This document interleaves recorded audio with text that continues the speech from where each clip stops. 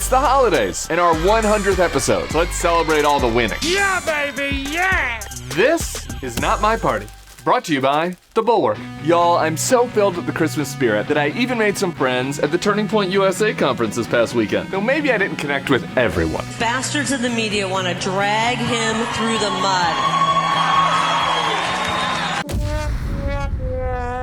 So I wanted to leave you this year with a message of joy, because in 2022, things turned out pretty darn great. Do tell. For starters, it might have been the best single year for a president in about a decade. Joe Biden did what the pundits didn't really think he could: bring back compromise. Perhaps it's still alive. There was a sensible gun bill protecting gay marriage, and the CHIPS Act to grow manufacturing and help us compete with China. All that with bipartisan support, plus an imperfect, partisan, not really inflation-reducing bill that does deserve props for being the largest investment in climate in our history and capping prescription drug prices. That sounds pretty good. And he definitely managed the U.S. response to Russia's invasion of Ukraine, which could have gone way worse than it has. Thanks, of course, to the Ukrainians' valor and the world's #1 Sigma male. We stand, we fight, and we will win because we are united. Ukraine, America, and the entire free world.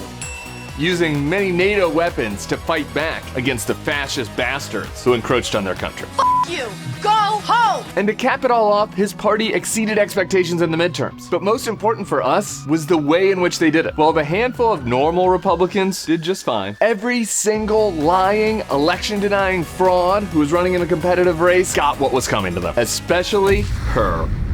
What a loser. And they weren't the only ones to get some righteous comeuppance. The Oath Keepers and January 6th rioters are getting the law and order that they deserve. Right to jail. And so is SBF and the scamming crypto bros for whom winter is finally coming. Also jail. And as for the rest of the economy, while still a little bumpy, it's responding to the post-COVID and Ukraine invasion shock much better than expected. Fears of recession have not yet come to pass, and the price hikes are finally easing. Knock on wood. We've also had unreal scientific advances this year. Researchers found that snakes actually have 2 clitorises.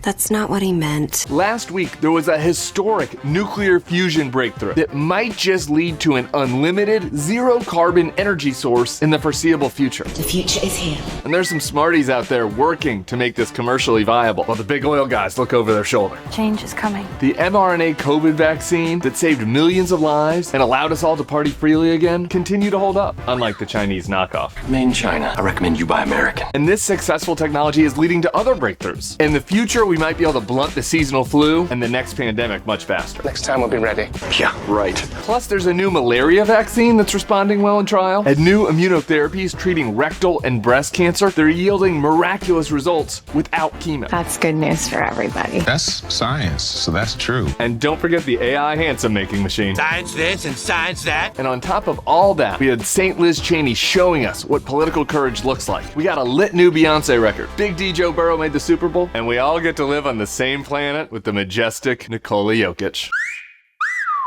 That, my friends, is what you call being blessed. This show came into existence during a time when we were all going through some weird shit. So I wanted to remind myself and all of you that we can't become addicted to thinking everything's the worst, to doom scrolling. Let's use these holidays to celebrate the progress, all the bests we've had, and share the good news with our friends and family who might not be hearing it. Good news, everyone! Thank you all so much for watching this show. I wish you a Merry Christmas, a Happy New Year. We're gonna take a 1-week break, and then we'll see you in 2023 for more Not My Party. For more weekly episodes of Not My Party, smash that subscribe button.